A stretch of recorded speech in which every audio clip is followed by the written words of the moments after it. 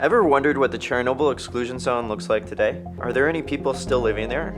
And what about other species of animals? Are there any weird mutants? We're going to tell you all about this, as well as other facts about the Chernobyl disaster that you won't find in the HBO series. Hi, my name is Jeremy. You're watching OSSA, and I'm here to tell you some interesting facts about Chernobyl.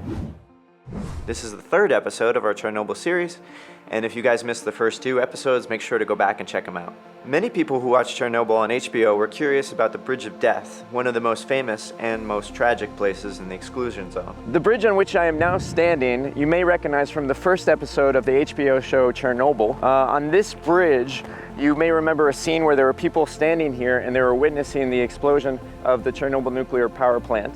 Those people were exposed to radiation and dust and ash in the show. It's believed that those people in real life who were standing here and witnessing that died afterward. Some sources say that the story around the Bridge of Death is just a myth, while other sources claim that these tragic events really happened. So just to be as honest as possible, it's unclear if the story of people gathering at the Bridge of Death to witness the Chernobyl disaster is true or not. It might have been added by the creators of the series in order to strengthen the narrative. In any case, the symbolism of many area residents being unaware of the kind of danger they were exposed to was all too real, and the scene was a powerful touch. Though the most famous locations in the exclusion zone are Chernobyl and Pripyat, there are lots of small villages within the 20 miles surrounding the nuclear power plant. This area is called the buffer zone or exclusion zone, and it's often thought to be completely abandoned, or almost abandoned. In the previous episode, we talked a bit about the evacuation of Pripyat. Let's go back in time 33 years to when the evacuation process started. So right now we are on the main square of the Pripyat city, where from people were evacuated. And that building was designed of the radiation. Before the accident,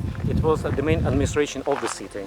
And after the disaster, Gorbachev decided to collect nuclear physicists here to decide what to do with the reactor number 4 to build the first confinement and how to deactivate this area. And Legachev, nuclear physicist, he lived together with the Sherbin, if you remember from the serial, at that building. So there is the hotel under the name Polisa, and they have got an office here. I see. So, did you say that was this where they met underground? And that's right. Yes, at the first meeting. Yes, after the accident, they collected together at night. When the accident happened, they have got the first information. And there is a bunker here in the basement, and they collected all together here and got a first meeting. Yes. I see. Is it true that it took so long for them to figure out that there actually was a disaster? Not too long, but the first information they have got, Dyatlov. Because Dyatlov, he was responsible for the test. Right. And definitely they trusted to this guy because he was very experienced nuclear physicist as well. And Dyatlov said that they have got just an accident with the electricity, fire on the roof. Maybe the tank with the heavy water was damaged. So that is why radiation is a bit high. And the official information was that the radiation is about 4 regions only. So there's the scene with Legasov where he's at the bar. And there's a couple who are there, and they ask him, "Is everything okay?" And he takes a shot of vodka, and he lies to them, and they're actually from the KGB. Right. You're telling me that scene actually occurred right here at this hotel? Yes. Wow. That's right. Yes. Indeed. It happened inside that building on the ground floor. That's wow. right. Indeed. On the reception, yes, it was a pub inside the hotel. On the night of April 27th, more than 1,200 buses, 360 trucks, and 2 trains descended on the city of Pripyat. By 1 p.m. the next day, evacuation orders were broadcast over the local radio station.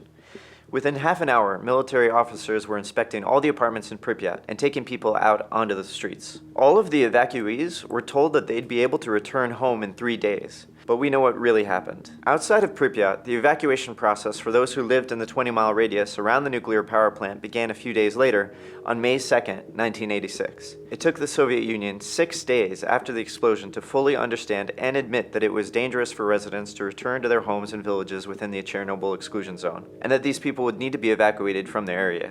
Can you imagine that? The locals didn't have any information about the real scale of the disaster, and all they could do was to wait on the next order from the Soviet Union. You remember the opening scene of the 4th episode, right? The one with the old lady and her cow? Something like that scene could have very well happened. There certainly were lots of people who didn't want to leave their homes. So who currently lives in the Red Forest?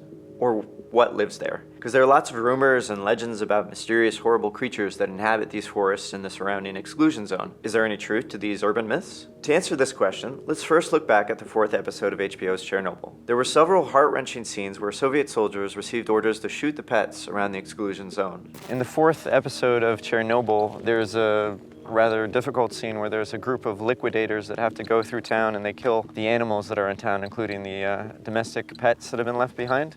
Did that really happen? And if so, why was it necessary? Yeah, it is a true story, yes. Yeah, liquidators and soldiers, mostly soldiers. Well, soldiers, They have got okay. special troops from the army, yes. It was necessary because, you can imagine, they have got a lot of contaminations here, and these animals, they're walking everywhere, so they have got no choice.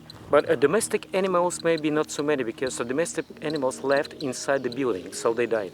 Unfortunately, that was deemed a necessary measure in order to prevent the spread of radiation outside of the zone. But it seems that despite the radiation, nature has found its way. The absence of humans has actually been beneficial for local flora and fauna. Species that were previously extinct in the wild, like Przewalski horses, have flourished since being reintroduced into the Chernobyl exclusion zone. European bison, moose, bears, and wolves, they're all back. In fact, Chernobyl has, strangely enough, become a lifeline for some kinds of wildlife. So it's pretty clear just walking around that in many ways nature has kind of retaken this area. Have animals come back too? Is it safe for the animals? What's happening? Well, that's right. Animals come back because they do not distinguish, contaminated radioactive places, not radioactive places. So the wildlife is coming back to the Chernobyl zone. And we get more trees, even inside the city, as you can see, a lot of trees, and radiation doesn't kill it. It depends on level of contaminations and radiation. If it is quite enough, if it is high enough to kill the tree, it kills the tree. Right, okay. Or any plant. Any kind of animals. Like in the red yeah, forest. That's right. The same story with the animals. If they live, for example, inside the contaminated area, definitely they eat contaminated food and drink contaminated water, and they die when they get enough to die. But what about mutations? Are there any in the exclusion zone? Are there two-headed wolves, six-legged bears, any deformed, mysterious creatures lurking in the ruins? For those of you who are hoping for monstrous Chernobyl mutants, well, I have some disappointing news for you. With these animals, have there been any scientific studies done to see how the radiation has impacted the cells of the animals, whether there's been any mutations amongst the cells? I got it. Yeah, all the people coming here, visitors, they asking about the mutated. Right, Everyone would like to see them. Unfortunately, I would like to get, but we have got any mutated animals. Maybe this is a good thing, right? No, it's maybe good, but people are curious. So if we have got any mutated animals, maybe some plants. Some plants, yes, we have some trees, but it's like the nature is changing under the influence of radiation. It is like a genetically modified products. So it is not so dangerous. If you got, for example, mutated tree because of the radiation, it doesn't mean that it is a dangerous tree. It is just a new kind of tree. But unfortunately, or we're lucky not to get any, animals, deers with 2 heads or 6 legs. People and animals, we have a rejecting system, like a protection system.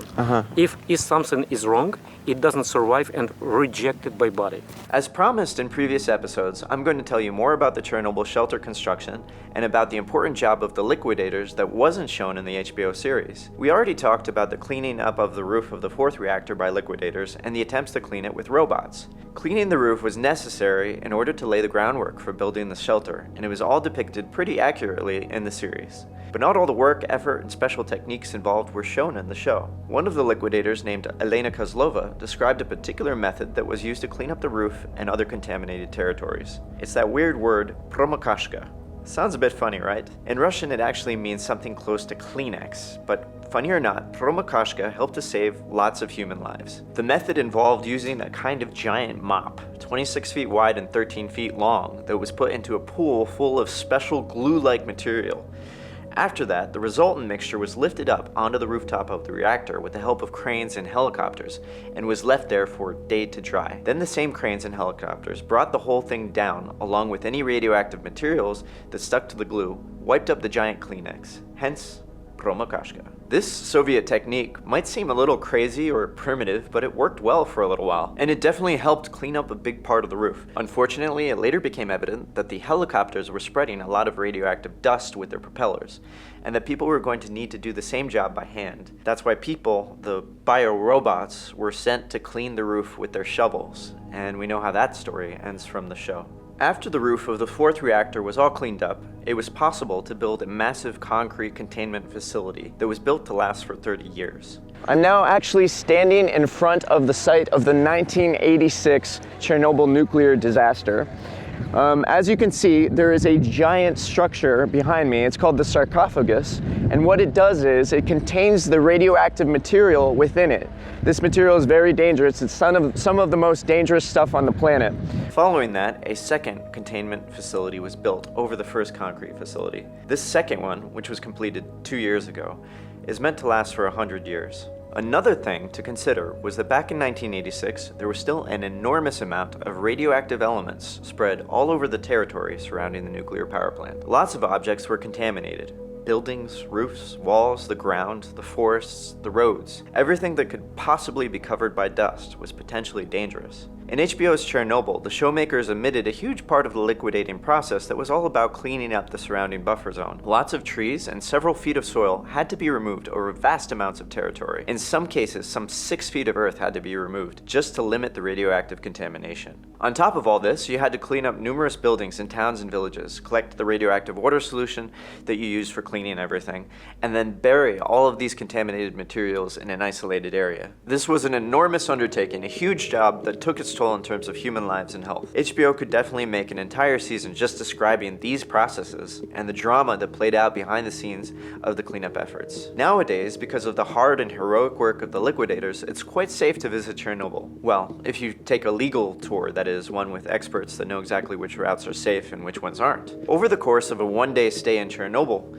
you would receive about the same level of radiation that you'd get by living in a big city, around 3 to 5 microsieverts. I know, I get it, these numbers might seem meaningless on their own, and from different sources the data may differ a bit, but just to make it clear, a short flight on a plane can expose you to more radiation than a day in the exclusion zone. Another example is a chest CT scan that gives you a radiation dose that is thousands times more than a day trip to Chernobyl. So, could another nuclear disaster happen somewhere in the world today? Yes, so long as there are nuclear reactors, there is some danger that something bad could happen. But as for the problem that led to the Chernobyl disaster, RMBK nuclear reactors, which are still relied on today in Russia, have been retrofitted to prevent the particular chain of events from occurring again. While we can't say for certain, we can perhaps thank Valery Legasov for shaming the Soviet Union into retrofitting their reactors. Some see modernizing nuclear power plants as one of the means of preventing the looming threat of global warming. Others are opposed to nuclear power in all its forms. One can only hope that this time, the government will listen to the scientists before it's too late. There's tons of information about the Chernobyl disaster and the liquidation process.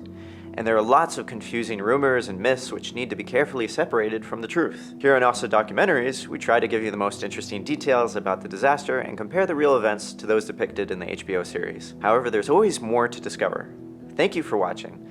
Let us know your thoughts about the show, the reality, the myths, and the stories in the comments below. And while you're here, please subscribe to our new channel called Awesome Movies, all about your favorite films and franchises. And stay awesome.